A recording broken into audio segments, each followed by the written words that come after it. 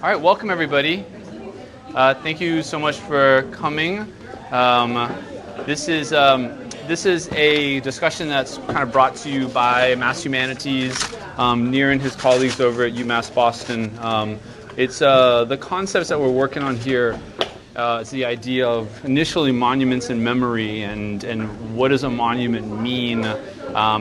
How can we think about possible answers to monuments, where they go and what they mean and should they be seen? And then this is morphed into kind of, if you would, almost institutional memory and institutional legacies of kind of collecting, institutional legacies of collecting under the guise of white supremacy, and what does that mean for an institution? How does an institution then shift in order to address the legacies that they have of disproportionate collection, and how do they make sure that they are agents for change, that they are trying to move their institutional legacy to be more representative of the realities of our society today.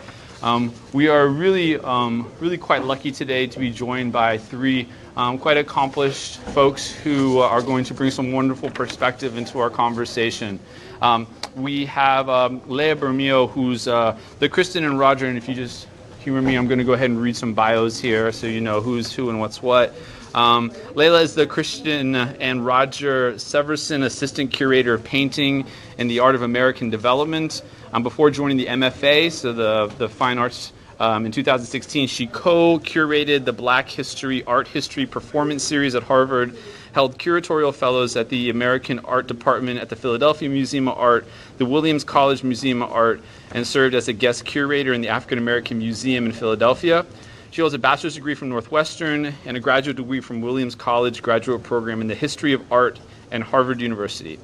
At the MFA, Layla was a co-curator with Dennis Carr of Collecting Stories Native American Art, a curator of the current exhibit Frida Kahlo in Art Popular. WBUR, our local NPR station, recently named Layla as one of the Artery 25, a cohort of 25 millennials of color impacting art and culture here in Boston. Maybe I'll read all three of these and we'll give them a little round of applause for being here. Dana, well, I'll go in order here. Oliver Wunsch is in the middle here. He is a research focuses on European and American art in the 18th and 19th century. He's currently a postdoctorate fellow at Harvard Art Museum and will be teaching as an assistant professor in the Art History Department at Boston College this fall. And then we have Dana Francisco Miranda, is the new assistant professor of philosophy at the Muhlenberg College. His work is in political philosophy, Africana philosophy in the 19th century, and contemporary European thought. His research includes examining the political and narrative role of monumentalization. Did I do that right? There we go. The longest word of the day for me, by far.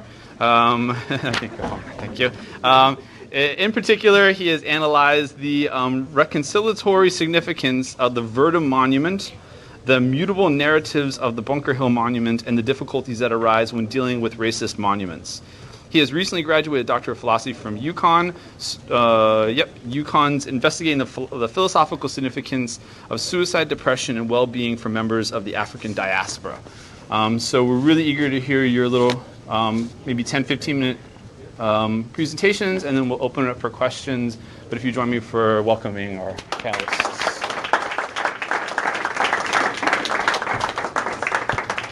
We're using a swivel, as you can see, so...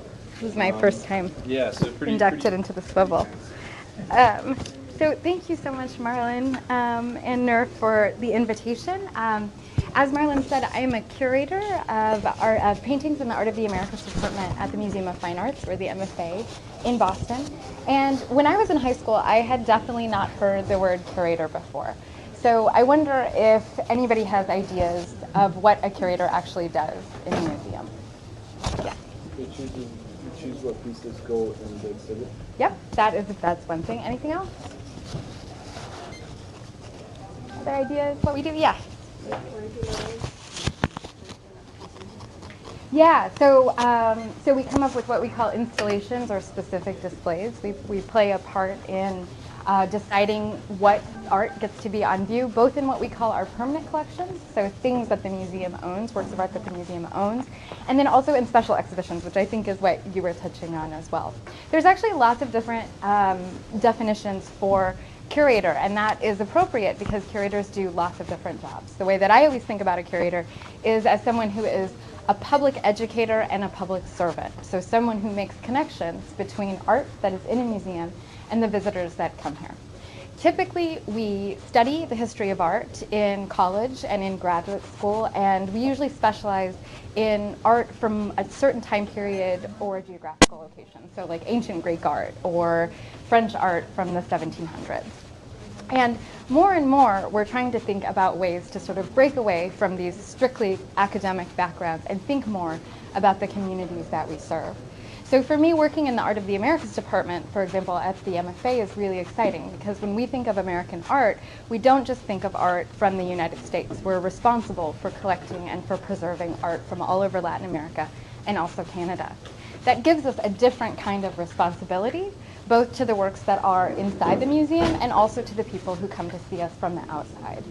It also means that we have the opportunity to create projects, special exhibitions in particular, on artists from outside of the United States, like Frida Kahlo. And so recently, I had the honor of curating our very first exhibition on Mexican modernists, Frida Kahlo. And you can kind of see a little bit of what it looks like when it first opened, and the banners were on the front of the museum, and what it looks like on the inside of the gallery when you walk in.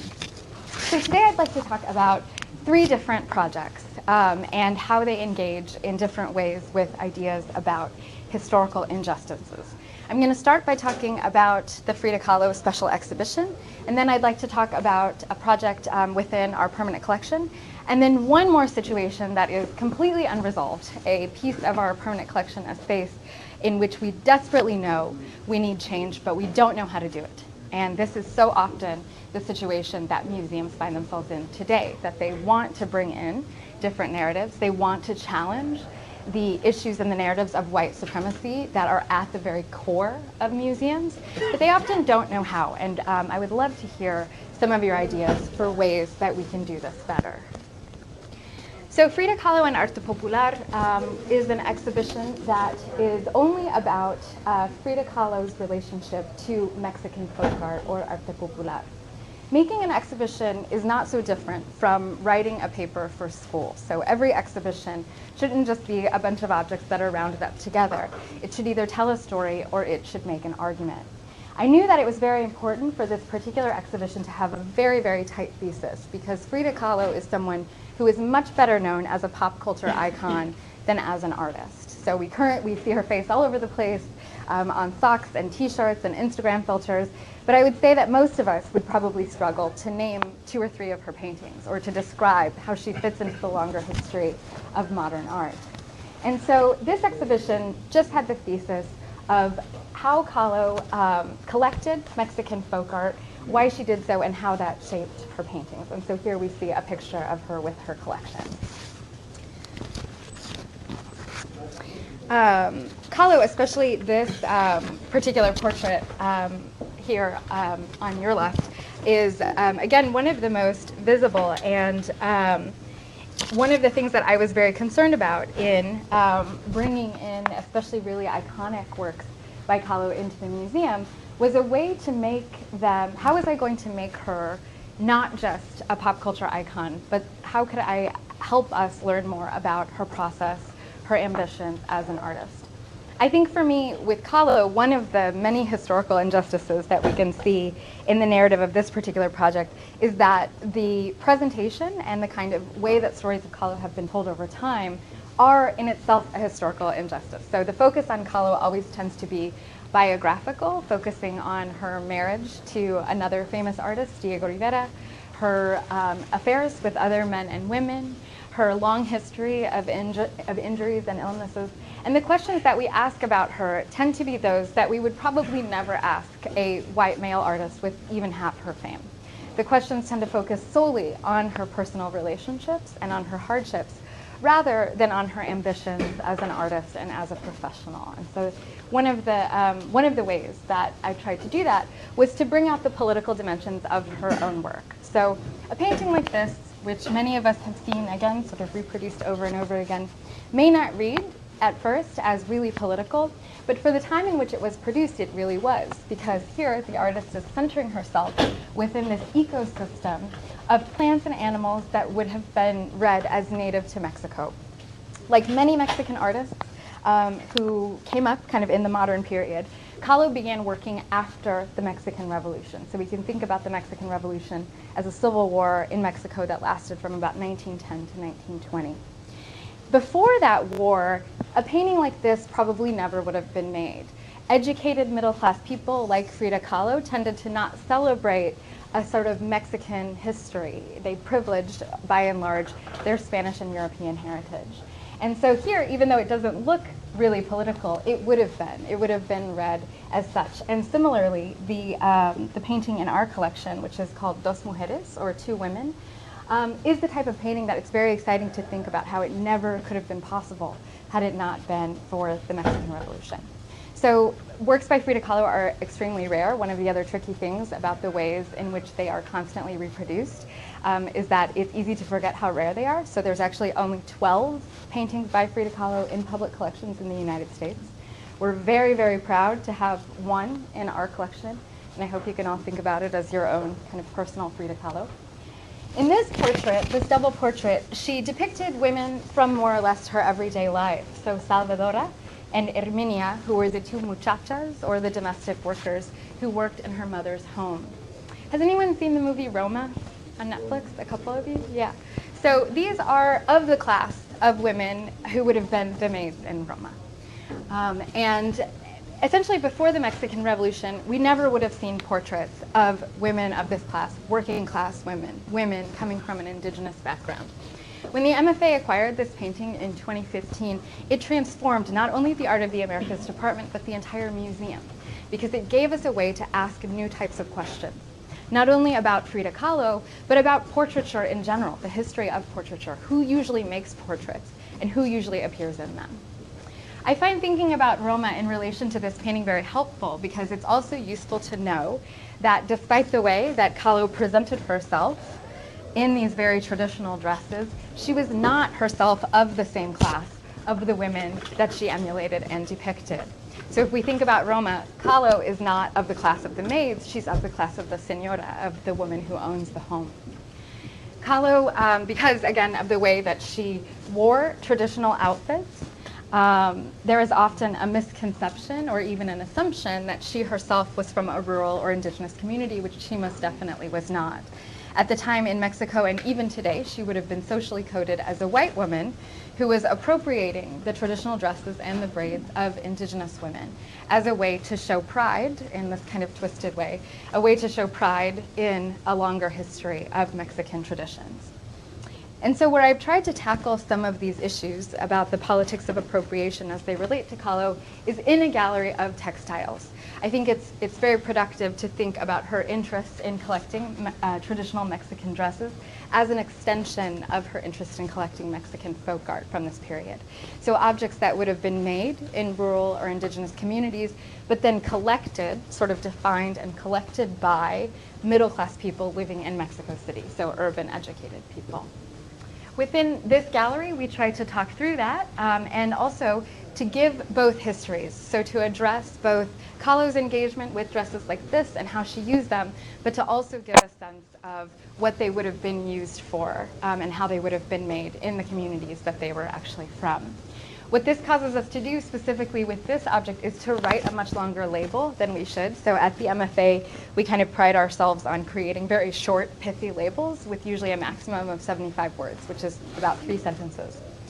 And here I could not find a way to do that. So this has a double paragraph label, and everything we also did bilingually, which you can see here.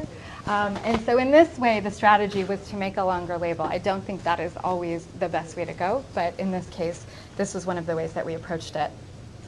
This gallery also has a display case in it, back here, that among other objects has 2 publications, a Vogue Magazine spread and an issue from a bilingual magazine called Mexican Folkways that was incredibly influential in the period. I loved putting these together because they're from about the same time period. And in the Vogue magazine, we see a spread of Frida Kahlo. In Mexican folkways, we see an image of actual Tijuana women, so the women from Mexico's southern rural isthmus of Tehuantepec, who Kahlo was essentially dressing up as. It's notable here that their names are not mentioned, and I think a lot about how much we know about Frida Kahlo, but how little we know about the women who would have traditionally worn and made these dresses. And so one of the great challenges of this exhibition was to try to find a way to give visibility and voice, not only to someone who was really famous like Kahlo, but to Mexican folk artists who were so influential on the aesthetics of the period and who have remained nameless. I'm going to switch gears into a different project. This is something that was in one of our permanent collection galleries, and it was actually the very first project that I worked on at the MFA. So when I showed up in 2017, the first assignment that I was given was to reinstall a gallery of work by an artist named Fitzhenry Lane, who painted many seascapes of Boston, Salem, and the upper coast of Maine. And so I was sitting here looking at the gallery that is just sort of like boat after boat after boat, and trying to think about how I would address historical injustices in a gallery like this. Where can I pull out a kind of political narrative? And I thought about the way that we had framed the story in this gallery up to this point. It was usually about the places, so Boston Harbor and Salem Harbor, sort of familiar places to us. And it was also very much about the collector in the 1940s who bought all of these paintings and donated them to the MFA.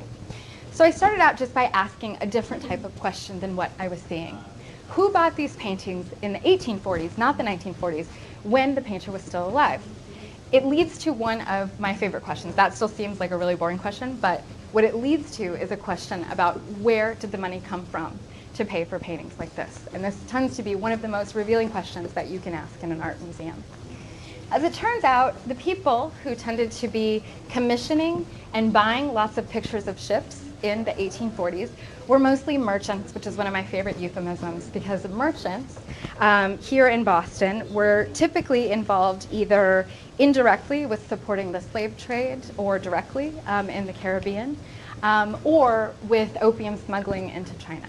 So that institutions and early Boston families became very wealthy off of the China trade is a very well-documented history here in Boston. What's missing from that history, or what's missing from the questions that we typically ask, is what were we bringing to China in order to trade, and who were we working with? And so I began with that sort of set of questions and tried to think about how I could make that history of the China trade and all of its sort of illicit issues, how I could make that more visible in this sleepy gallery of boats. I was interested to learn that at the same time that Fitzhenry Lane was painting boats, people in China were also painting boats for the same clients. So for American merchants who would come into China, they would also commission pictures of their boats. And although many of these artists have remained anonymous, I thought that we could at least bring in their perspective into this gallery by starting with including some of these Chinese paintings in with works by Fitzhenry Lane. But there were still questions, still sort of outstanding questions, like who were sailors and merchants working with when they got to China? And it turns out there's a very good answer to that I did not know. We were quite fortunate to find buried in our storage a portrait of this man, Bing Jiang, also known as Hukwa. Hukwa was the kind of anglicized version of his name that he would use with his business associates from Europe and from the United States. Hukwa is the person on the other side. He was the first Chinese businessman to be able to legally trade with people from the United States after independence. So before the United States was its own country, if you wanted to get something from China, you had to go through England as the middleman. After independence, Hukwa becomes the only person who can trade directly with people in the United States. So he is making available to them all of the things that early colonial Americans love: porcelain, silks, tea. At one point, he literally controls all of the tea in China.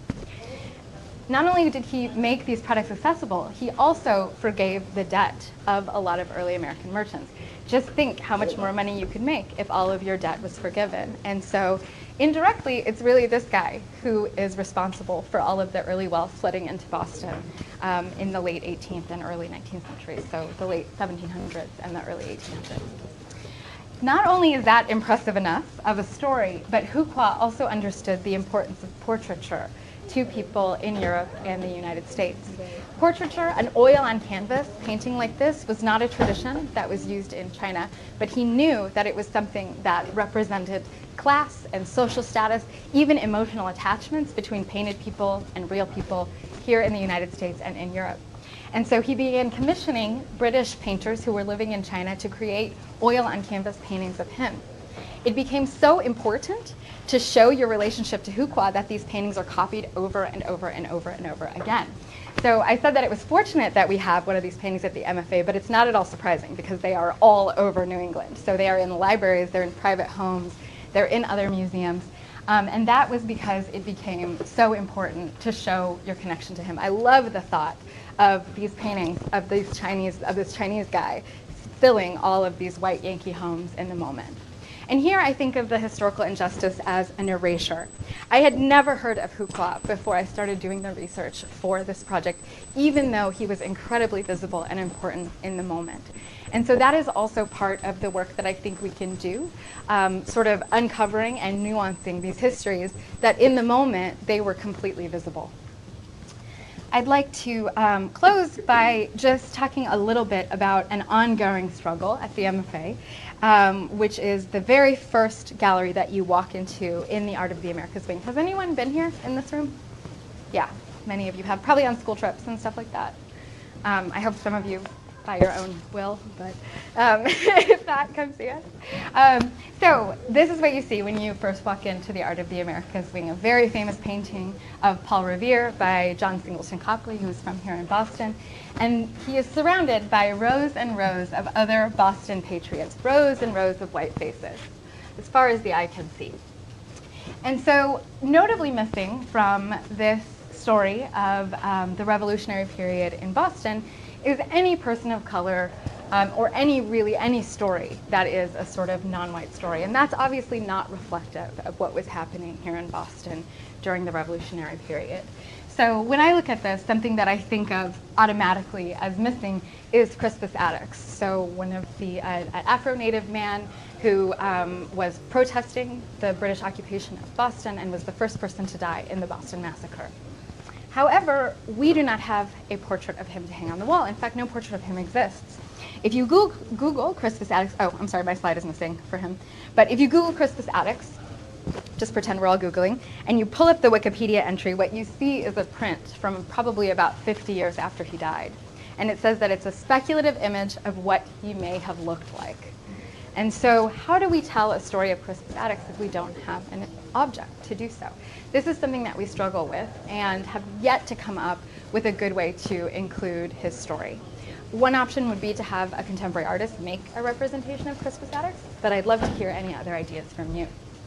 A really important object that is the central focus of this gallery is the Liberty Bowl, which many of you may know. It's considered to be not only a great work of art in silver, but also a document of the American Revolution, something that was signed by members of the Massachusetts House of Representatives when they were protesting taxes and therefore protesting British rule.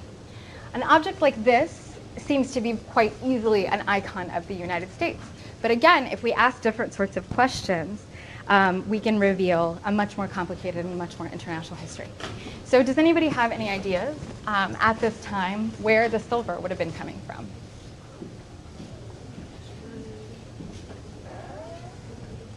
I heard some murmurs. Oliver, where would the silver have been coming from?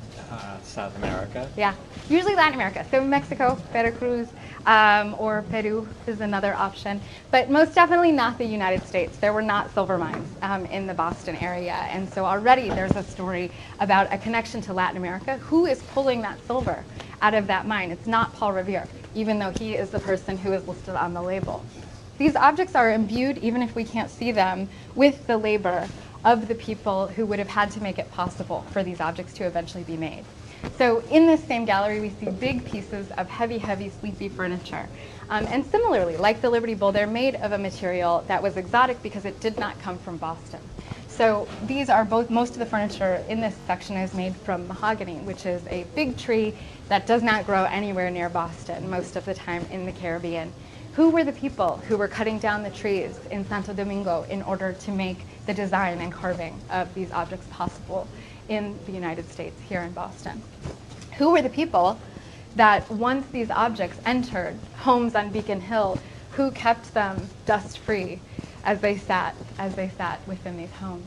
An installation like this currently does not list the possibilities, the interpretation, nothing on the label describes the possibilities for telling an international story. But here we're seeing ceramics that were imported from China, a piece of mahogany furniture. The wood would have come out of Santo Domingo probably. And we can see even in Copley's painting, he's painted some of the reflections, engaging quite deeply with this material and perhaps the kinds of histories that it holds. One of the questions that was on the list for today was about the blurring of art and politics, if there's a line between those two.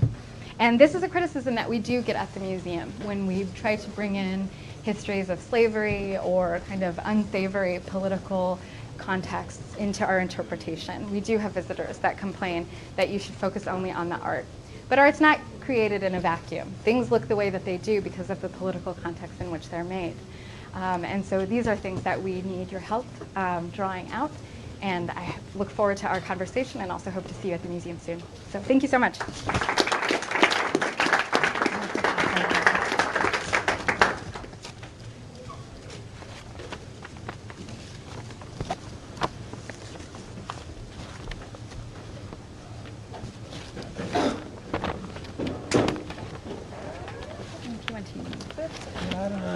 This seems kinda like it like works wandering, fine. yeah.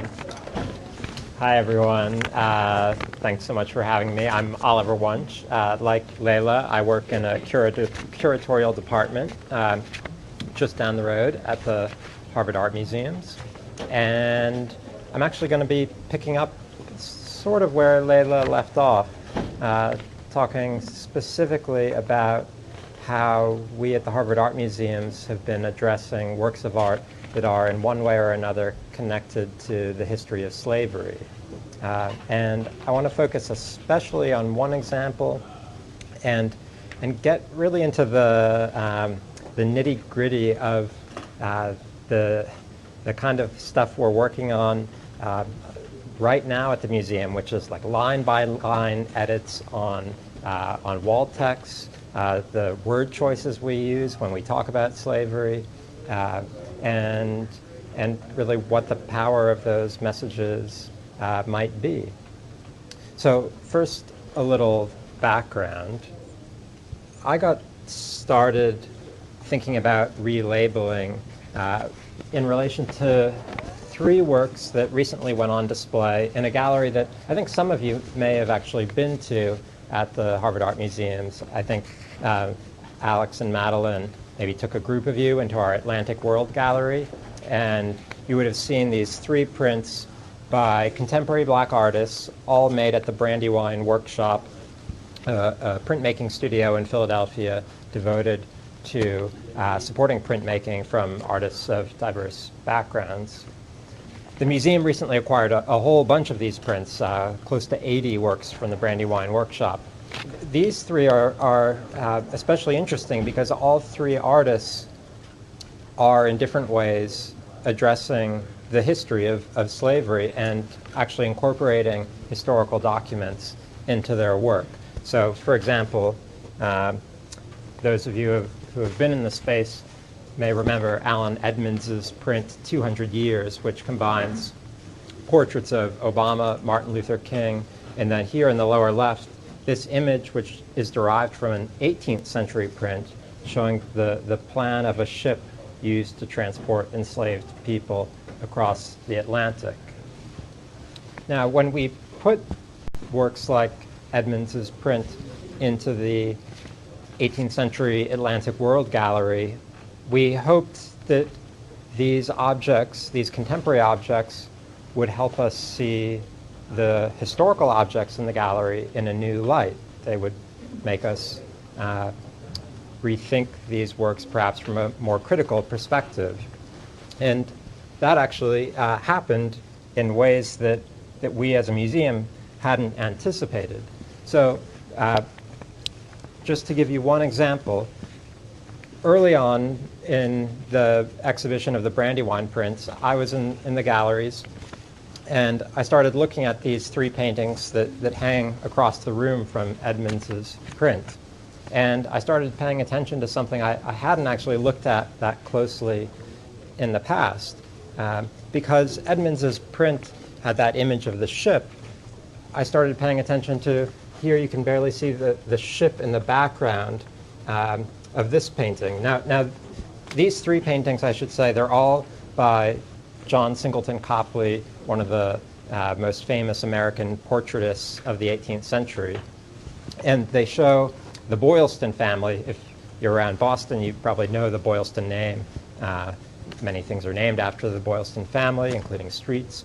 One of the most affluent families in all of Boston at that time. And I didn't know that much about the Boylstons other than the fact that they were very wealthy. And that ship caught my eye and made me wonder, what is that ship doing there? What does that ship represent? And our wall label actually calls attention to the ship. It says, aspects of the portraits, like the large ledgers and the ships in that of Nicholas, locate the source of the family's wealth in the transatlantic trade. The transatlantic trade seemed like a very fuzzy term, a little bit like what was Layla saying, mercantile, right? Like it's saying something without saying something. And I wanted to know, well, what exactly was their participation in the transatlantic trade? And it was at this point that I went up and looked at the object file for the painting. So for every object in any museum, the museum keeps a file with all the research that the museum has collected about that work. And if you get interested in a work of art in a museum, you can call up the museum and say, hey, I want to learn more about this object. Can I see everything in the files? And they'll make an appointment for you. So I went and looked at our file for this painting, hoping to find out more about what that ship represented. And, this is a famous painting showing a famous person by a famous artist. So the object file was thick, it was like that tall, like as thick as a phone book. So it took a while to get through it. And there's page after page about all sorts of details in the paintings, like the precise material that this cuff was made out of, and the pattern on the gown, and its various stylistic influences. But I got to the end of the file, and there was nothing about the ship or the source of the family's wealth.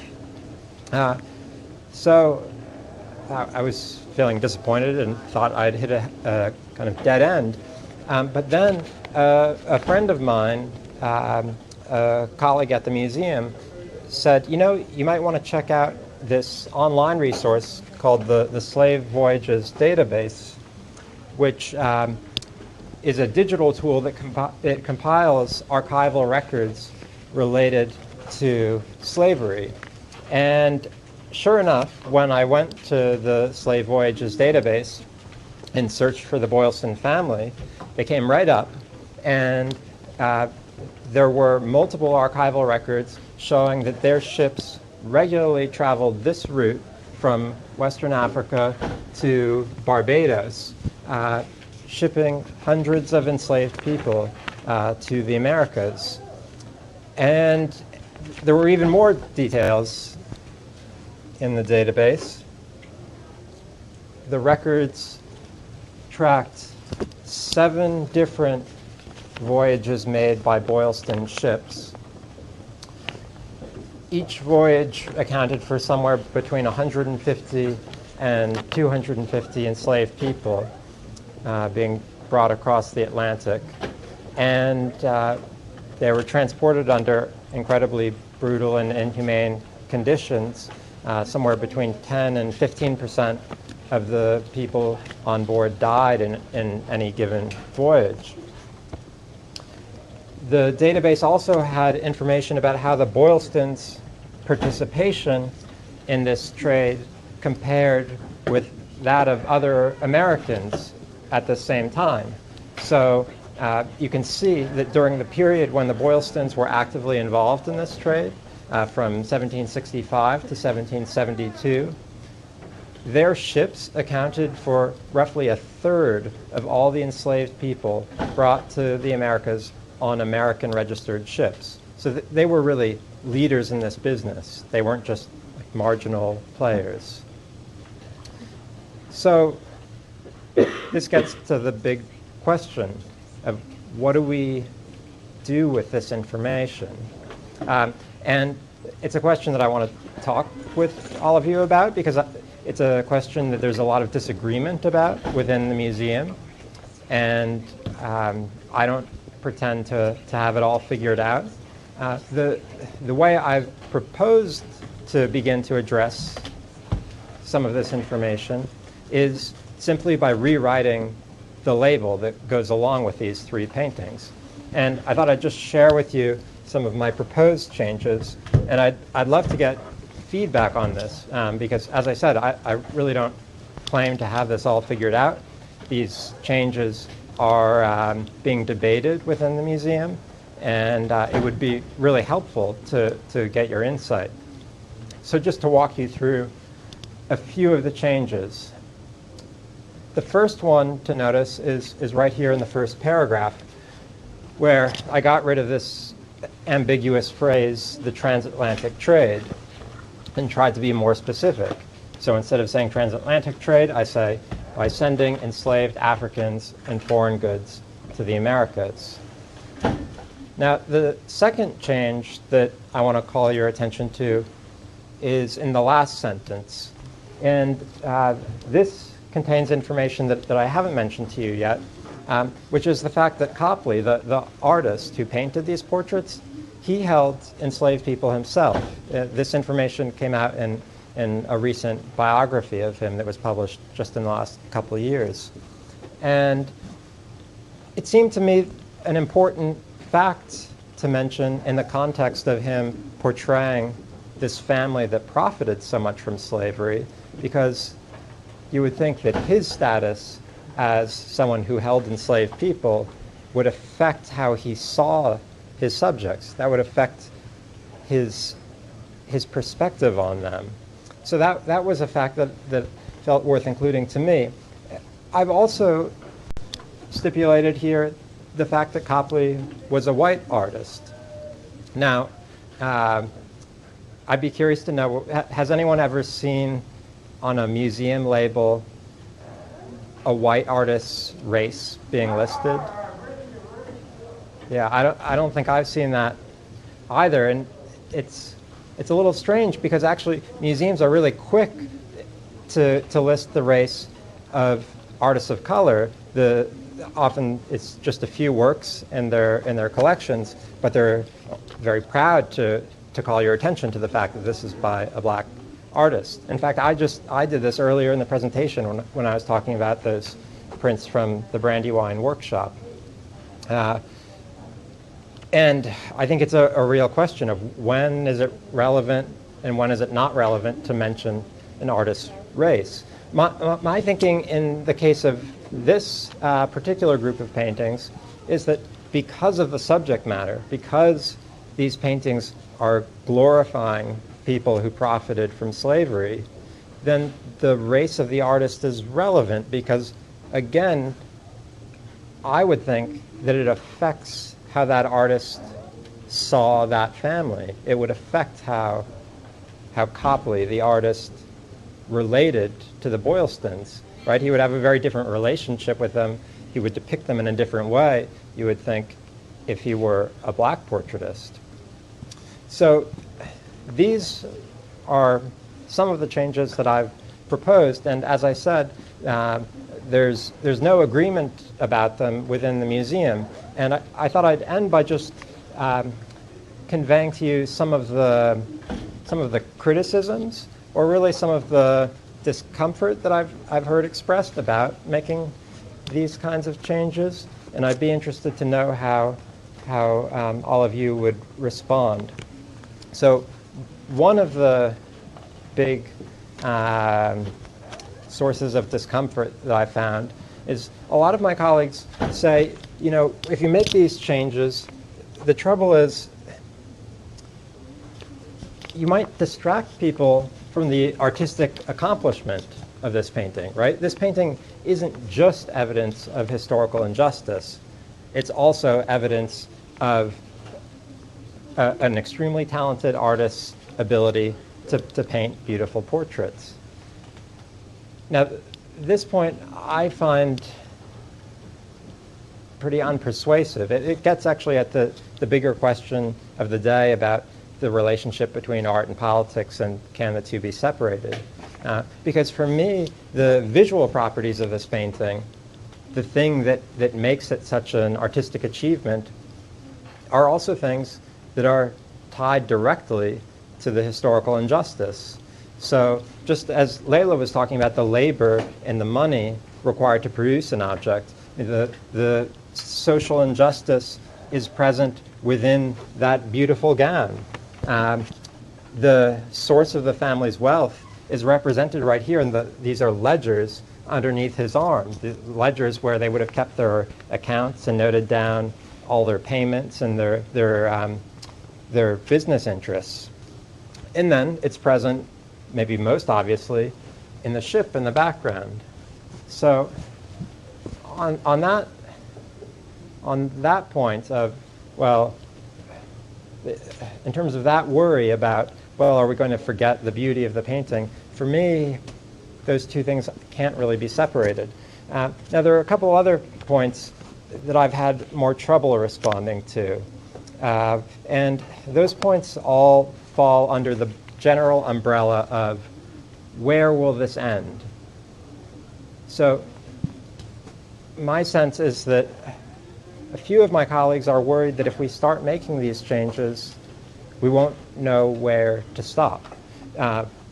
Just to get more specific, so the Boylstons are far from the only people on our walls who either participated in the slave trade or held enslaved people themselves. Actually, you might have seen hanging next to the Brandywine prints in my very first slide was a portrait of George Washington. So should every portrait of George Washington state the fact that he held enslaved people? And then a related question, Copley, we now know, held enslaved people himself. So should every painting that Copley ever painted have a little star next to his name, and then at the bottom specifying he held 3 enslaved people? I'm not sure I've figured out the answer to those questions. And it's something I've been wrestling with myself. So I'd really be interested to hear what all of you have to say. But I guess my inclination at this point is it's healthy for us to be thinking about those questions, and the fact that those are open questions shouldn't stop us from making these kinds of changes. We shouldn't be afraid that rectifying in some small way one injustice is going to somehow send us on the path of rectifying endless injustices. I mean, that seems like a good problem to have. So, thank you.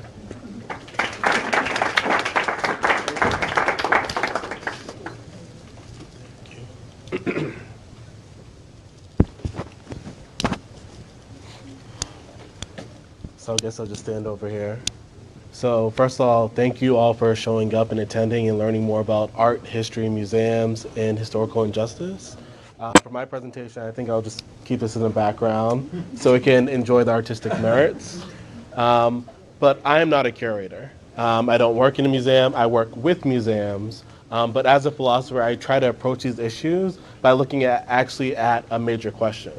So for everyone in the room, I'm just going to give you 2 examples, move into some philosophy, again, briefly moving into philosophy, and then really leaving with 3 lessons or 3 themes that I really want us to stick with, because I think it bleeds very nicely into the 2 past presentations. So the first theme, what does it actually mean to collect? What is a collection? What is preservation, conservation? So under the general umbrella of collection, to What is it? What is a historical disavowal? What does it mean to erase something, occlude something from not only memory, history, but also our present day? And third, we have the issue of the historical injustice. So what does it actually mean to have justice, or in the language I'll be using, because I do Africana and political philosophy, what does it mean in a sense to decolonize the museum? What is this decolonization, and how does it relate to historical injustice? So the first easy example that you can all participate in, it's not just for the students, are who watches Marvel movies? I'm surprised that everyone's hand isn't up. Like, come on. All right. So who's watched Black Panther? All right, more hands. So in the issue, if we're going to really tailor it, we're not going to go into minutia of the themes. What is actually being stolen in the film, or what is the big prize? Starts with a V. Vibranium. All right, vibranium. So throughout the movie, we have, again, I'm not doing a recap. Vibranium is a precious metal that can not only produce vibrations, but is an unlimited energy source. That's why Wakanda has such technological advances, because they hold a mountain of vibranium that people want to steal. Now, in the very beginning of the film, he's one of my favorite characters. We have Eric Killmonger, really Eric Stevens, but we have Killmonger go into a museum, and what does he do in the museum? So we can be louder, because I want to hear from students. So I heard takes the hammer. Yeah, he takes like the artifact. Yeah, so we have an artifact. So it's not only the Wakandan hammer that's actually made of vibranium that he takes, but he also takes the mask. Now, does anyone remember what he says to the curator of the museum? He says like I like this. Yeah. He just say like this is cool, then he just takes it. Yeah. So just to have a little more nuance, he's looking at a museum, and as an African American or British African, we don't know yet. He goes to the museum and he's being followed around while looking at an African exhibit. So although he's closely tied as an African descendant to these artifacts, he's being followed throughout the museum because he, again, seems dangerous or a possible thief. Now, ironically enough, he does steal it, but in the actual thievery, he says, well, I'm going to do what y'all did. Y'all just took it. And so if we're talking about the theme of Black Panther as being an issue of colonization being continued, so a constant state of threat or a constant state of possibly having your things being taken, having things being stolen. So it's not only the artifacts that we see that are from Benin are actually also from Wakanda, but also throughout the movie we have Wakanda being in a state of defense because they don't want their land, their technology, their vibranium, their minerals, their resources being stolen. So now, what does this actually have to do with museums? It's that actual scene of, I'm going to do what you did. I'm going to take something. So we have the first theme of what does an actual museum mean? What is the function of a museum? So although we've talked about the minutia of, not the minutia, because it's actually a wonderful job of what does it mean to be a curator in a museum? And how can we actually look at the historical injustice and bring that out through curation? How can we change the language of our exhibits to really be animated and deal with the historical nuances? What I'm very interested as a philosopher is to ask the big question of what is our actual relation? So everyone in this room, the community, what is our relationship to a museum and what is its actual meaning? So when we talk about the idea of conserving, if you look at the etymology of the root word museum, it's from the Greek museo. Museo just means muses. So a museum was thought to be, under the Greek and Latin etymology, a library or a study of things influenced by the muses. So the muses, you had one muse that focused on sculpture, one muse that focused on painting. But one of my favorite thinkers, the Argentinian philosopher and thinker Walter Mignolo, says that if we're talking about modernity, the actual state of our condition today, so the things we enjoy, there's always an underside to that. And he terms that underside coloniality. He says modernity is actually functioned, created, structured off the back of colonization and colonialism. So the modern things that we love, such as museums, have colonial roots and heritage that are always on the underside. So as we walk into a museum and we can enjoy this image, we can look at the green, the detail, the intricacy, the time and patience it takes for the artist to create this work. But who's commissioning it? Why did this individual have the money, the Boylstons have the money to finance this piece of work? And again, we've already went into that. We see this, again, quote, transatlantic trade being very instrumental to the functioning of museums. And if you actually study museums in depth, we see a deeper colonial history. We have the Museum of Curiosities, meaning that individuals would go into countries, and again, if they saw something or had the power to, they would take these objects. So these objects could be sacred, very important cultural objects. They could be small minutia, a bowl, a piece of a comb. But in the end, it's something that was taken.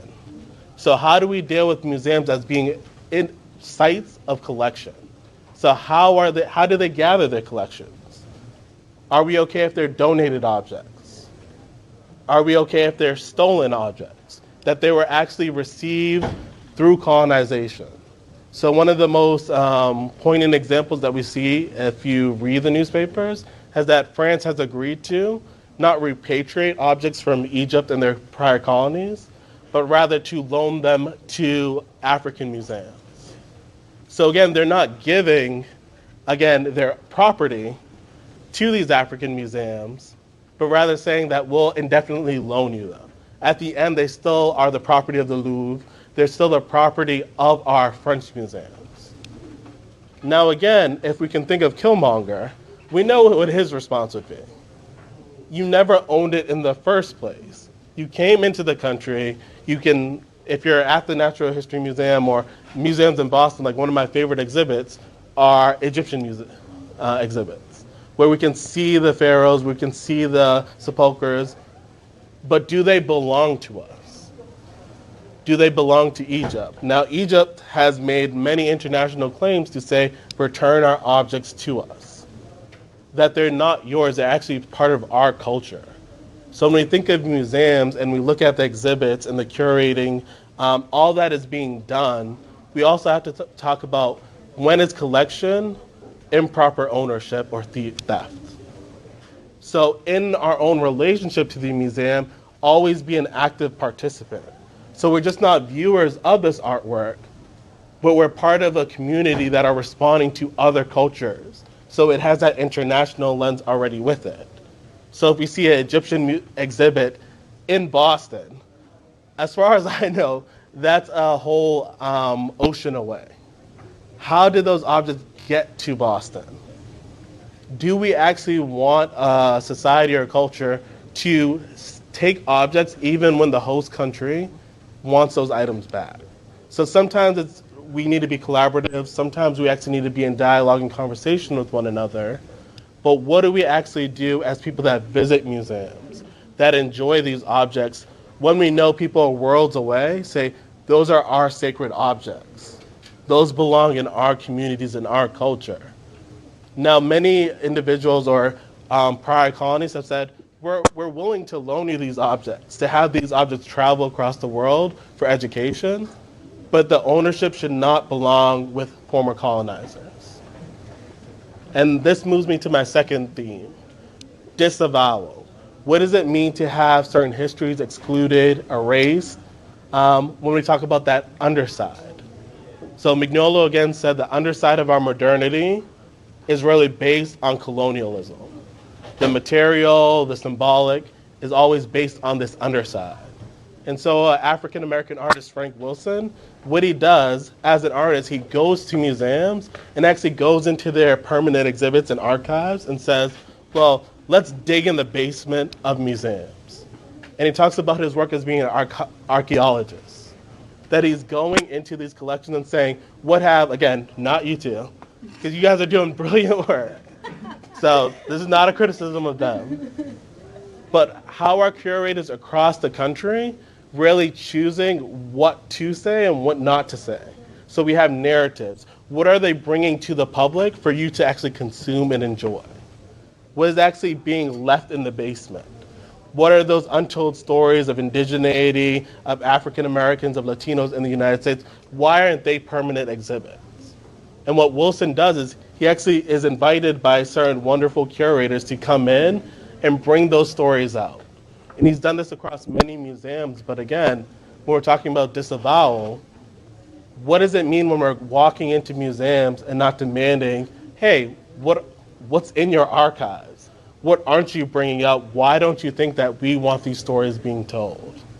And so one example that I love to give is that when we're talking about the Haitian Revolution, one of the best books is Haiti Disavowed. Now, disavowal means there's an acknowledgement that it does exist, but at the same time as you acknowledge it, you push it down beneath the surface. And so the example I want to give is talking about the National Memorial of Peace and Justice. Now, just from the title, what do you think that museum is about?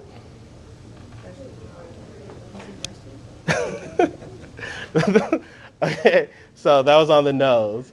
Can I have one or two other thoughts? National Memorial of Peace and Justice. What do you think it could possibly be about besides peace and justice? U.S. history. U.S. history. Can I get one other person? And you can spit out everything. It is in the United States, so we have slavery. So again, moving on this theme, the real root issue or focus of this museum is on lynching in the United States. So in 2018, the National Memorial of Peace and Justice, again, 2018, was the first monument museum dedicated to lynching in United States history. And so in the process of creating this museum, they asked every individual across the United States that if you have the time and patience and concern, please just collect a jug or a little jar of dirt, gravel, from every site where an individual, an African American, was lynched in the United States. And so at the memorial, when they opened the museum, they had a collection of every site in the United States where someone was lynched. And hanging from the ceiling, they had the names of all these individuals and the location. So for each memorial plaque, it's separated by state. So Alabama, Florida, you have the names listed in the actual cities. But again, when we're talking about disavowal, about things being included in our race, lynching is a fact of the United States history. Why does it take until 2018 to be a national register, to actually talk about this, to visit this? And the reason why I really love the National Memorial, even though the title doesn't tell you spot on it's about lynching, is that they use the word memorial. So when I talked to you about the root word of museum as being inspired by the muses, a library or study dedicated to the arts, memorial comes from the Latin monere, and monere means to remind or warn. So what are we reminded or warned about when we come to a museum? When we come to a museum about lynching, what are we being asked to think about critically? Now with the museum, we can think critically about the art. But what if we're asked to think critically about everything? The art, the history, the violence, the material actually being needed to construct the Boylston portraits, to construct those mahogany figures, to construct porcelain plates. Now, the third theme, rather quickly, is I talked about justice. So we know Killmonger's response. Take what is yours. That ownership really belongs to my people, so we can use violence to secure it. Now, when we talk about decolonization, again, just to do a brief aside in terms of definitions, for decolonization, we can have a simple definition as a colonial country, so a country from abroad comes to your country and colonizes it. It takes it over materialistically, politically, economically, and now you're a colony. Now what decolonization says is that we have to fight against this injustice for liberation. But at the very end, even if you liberate your country, that doesn't necessarily mean you're free. You enjoy liberty from that colonial situation, but not freedom. So most decolonization theorists actually argue that many issues that we see in Africa and former colonies is that they were able to gain liberty but not able to decolonize or separate from those actual relationships. So when we have France being letting its colonies go, that didn't mean it stopped its economic relationship of oppression and domination. It didn't mean it gave back what it took. It didn't give back its museum objects. So for us in this room, if we're asking critically, what is a museum? Is it just a place for us to enjoy, a place for us to visit, a school trip we have to go on, or a school trip we decide to go on because it's not school? What does it actually mean if we start thinking of museums as being part of our deeper relations? What does it mean if we're asked to use museums as warning signs of how we shouldn't behave? And so with that, I'll just leave us and say, again, for the people that haven't watched Marvel, please do. That's just a general aside. And also, the reason why I really wanted to focus on the idea of monuments, I do a lot of work on monuments, museums versus memorial, is because monuments is, that, again, the idea of a library. And we're located in a library. So we can go, at least the students here, can check out books. Now I know myself as someone who always went to libraries, as a child, I really loved books. And so I would refuse to take them back and incur a lot of fines. I admit to that. I was a little thief when it came to books. But again, the proper way of looking at a library is that the authors create these books for us to enjoy. They're for the public. But when we think of a memorial as something as being, we're warned about, as being reminded of, there's a different relationship. There's a way that we can actually relate to, well, maybe that cultural artifact, that object that looks aesthetically pleasing, maybe it doesn't belong for me to consume like a library. So thank you.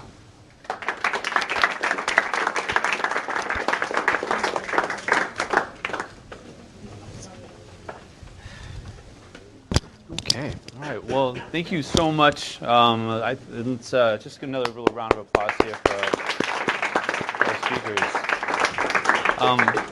One thing I was thinking about as we had this Boylston back here is, I wondered if any of these paints themselves were ground by people who were enslaved. And I think one of the things that you all have brought up is a really interesting concept of how deeply interconnected every single thing is around us, and how it's so easy for us to not think that far beyond where our surface is. I really appreciate the beauty of your insights in regards to questions that we could ask on objects that may seem completely inanimate. For example, the furniture, right? Where did this furniture come from? Who are the people who actually carved it, that created it, that then cleaned it? Instead of sometimes looking at kind of the end results, a museum as a collection of end results that are just us to be entertained by, instead of kind of a real critical analysis of where they come from, why are they here, what are you telling me about this thing? And I think if we really want to take it to the next level, we can think about our interconnection currently in our own world today when we think about we don't really know anything about anything, in the sense of I don't know, as my students will heard me say before, I don't know who made my shirt, right? I don't know who put on my buttons. I don't know any of those things. I would think that I know probably less than 1% of the reality that surrounds me. And so I think having that additional challenge of looking for these questions beyond what we see as our kind of surface reality allows us to really bring voice to voices that have been systematically denied or have not been part of the narrative. So I think that was just some really wonderful insights. I'd like to open it back up to you all, to any sort of questions or observations or thoughts that you may have. Yes, please. Now, just for clarification, I'll just repeat your question just so it can get on the mic if that's okay. Okay. So this kind of like debate on like separating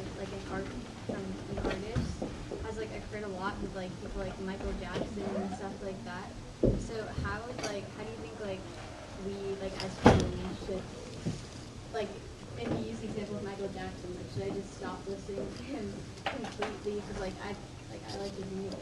Right. So the question is, how do you separate an artist from their circumstances? The example is Michael Jackson, like his music, horrific accusations of child abuse. I like Michael Jackson's music too, and I like this painting.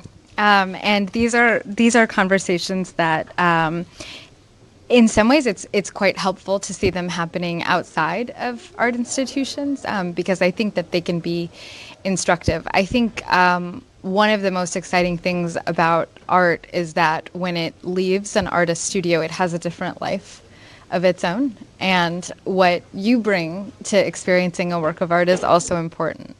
That's not to remove a work of art from the person who made it. I loved what Oliver was saying about how what we see or what we listen to is maybe still connected to these histories of violence. But I also think that art lives as its own when it enters the experiences of other people. So that's one of the ways that I think through it. It's not really a solution, but I think a sort of method for thinking about this sort of issue of art versus artist. Thank you. I think it's a really challenging question to answer, and I don't have a fully worked out answer. I guess for me, the really challenging moments are those times when you learn something about an artist's past, and then you actually start to see it in the work itself. So, I mean, the Boylston portraits could be an example of that, where you learn that Copley held enslaved people, and for me, that not only changes how I think about his art, but I actually look at features of the painting and I think, oh, well, that's tied to this aspect of his biography, the way he represented these slave traders. That's affected by this part of his story. So in those cases where I can make a connection between the biography and the actual things that I see in the art or the things that I hear in the music, that's when I really have trouble making that separation. But there are other cases where the two really don't seem to relate as well, and it's maybe easier to detach the two. Thank you.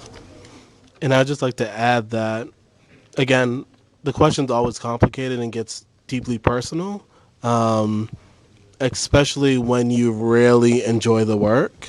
And so I just caution that when we're so prone to think of artistic piece as only being aesthetics, as only being something to be enjoyed, that we might miss out on these deeper issues. But that doesn't have to mean, again, it might, but it doesn't have to mean that other values supervene that. So there might be political reasons or ethical reasons why you stray away from enjoying Michael Jackson's music. But I think acknowledging that, yes, you enjoy it, but at the moment I have different values or reasons why I'm choosing not to enjoy it. So I think it's just really taking account of your own values and really taking a balance. And for each individual, it's going to be different. So just accepting that difference as you see it out in the world.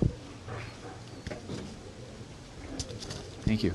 Just one other quick little thought here with this painting and the crushing of the paints. If I've been holding this pencil here, and if I can run my finger on this pencil, I've left little microscopic skin cells on here. So if we just even take it to the very next level, if some of these paintings were crushed by people who were enslaved, I wonder if there's actually a DNA in here of the people who were enslaved as well that exists perpetually within the art. Another thought. Another question. Please. Should controversial art be displayed? I love that question. I was thinking about that when Dana was talking about things that are in storage and the questions of what is being in storage, who gets to decide what comes out of storage. So I can tell you right now, we have a couple of blackface paintings that are in storage at the MFA. So we're not hiding like a sort of great story of black artists. In this case, what is hidden is a story of like racist stereotypical images. And I would like to bring those out. I think that those works of art should be shown and those histories should be told. I don't think it is helpful to pretend that stereotypes don't exist or to pretend that controversial works have not had a kind of historical power that we have to interrogate. Yeah, I love that question too, and it's something I've actually been thinking about a lot in relationship to the Boylston portraits, because another fear that some of my colleagues have expressed is that if we start talking too much, if we start emphasizing too much these terrible aspects of the family's history, will audience members just say to us, why are the paintings up? Will audience members say, take those paintings down? And I'm not sure whether that would happen, but I actually think that would be a really productive conversation for the museum to have. And I personally would be on the side of saying, I don't think it helps anything to hide these paintings. I think keeping them up allows us to bring a critical perspective to the past. But I do think it's worth talking about openly. Thanks. And so when I first heard your question, I agreed that with the other panelists that we have to deal with controversy by actually dealing with it and letting it be public. But I know that the work I do in monuments, I also deal with the question of, well, racist monuments. So if we have a Confederate statue in a public avenue, should that be allowed to stay up? And there are many arguments from one side saying that this is an artistic piece from that time period. It's showing sculptural details. That's one reason. We also have historical reasons, ethical reasons, political reasons. And okay. So I think for me it's a yes, but I think we also need to be careful about what we allow in public. All right, well, thanks again for our panelists in Mass Humanities and UMass Boston.